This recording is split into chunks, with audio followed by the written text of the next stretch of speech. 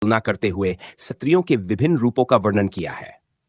यह तुलना न केवल युगों की मानसिकता को दिखाती है, बल्कि यह भी बताती है कि स्त्रियों की भूमिकाएं और उनके प्रति समाज का दृष्टिकोण कैसे बदल गया है। आइए इसे विस्तार से समझते हैं।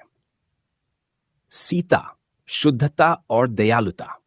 सतयुग सीता का चरित्र शुद्धता, समर्पण और एकनिष्ठ प्रेम का प्रतीक था। उन्होंने अपने जीवन को पति के प्रति समर्पित कर दिया और हर चुनौती में उनके साथ खड़ी रहीं। उनका त्याग और सहनशीलता उस समय के आदर्श नारीत्व का उदाहरण था।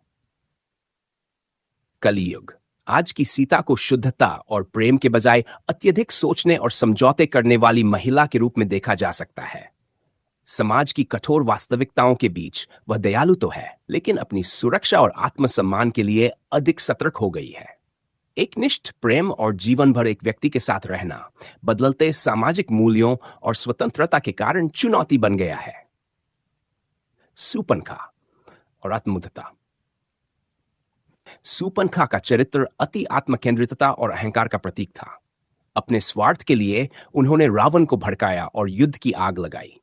यह चरित्र समाज में सीमाओं और मर्यादाओं की आवश्यकता का संदेश देता है। कलियुग आज की सूपनखा को आधुनिक संदर्भ में आत्ममुग्धसिज्म और आत्म प्रदर्शन जैसे सेल्फी कल्चर के प्रतीक के रूप में देखा जा सकता है। वह अपनी इच्छाओं और खुशियों के लिए कुछ भी करने को तैयार है, लेकिन अक्सर इसकी वजह से दूसरों को नुकसान पहुंचा देती है। यह स्वभाव समाज में आत्मकेंद्रितता और नैतिक गिरावट का प्रतीक बनता जा रहा है। द्रौपदी, अन्याय और पीड़ा। सतयुग द्रौपदी अन्याय और अपमान की प्रतीक थी। वह चीरहरण जैसे कष्ट का सामना करते हुए भी अपनी गरिमा बनाए रखने का उदाहरण बनी। उनकी पीड़ा उस समय के समाज में नैतिक और धार्मिक गिरावट का दर्पण थी। कलियुग आज की द्रौपदी को उन महिलाओं के रूप में देखा जा सकता है जो बलात्कार, उत्पीड़न और अन्याय का सामना करती हैं। उनके साथ हुए अत्याचार अक्सर बिना उनकी गलती के होते हैं, लेकिन समाज में पीड़ित को ही दोष देने का प्रचलन बना रहता है। यह चरित्र आधुनिक समाज की संवेदनहीनता और स्त्री सुरक्षा के अभाव को दर्शाता है। सतयुग बनाम कलियुग का नारी चरित्र। सतयुग में नारी आदर्श, त्याग और मर्यादा का प्रतीक थी। वह समाज को जोड़ने वाली थी।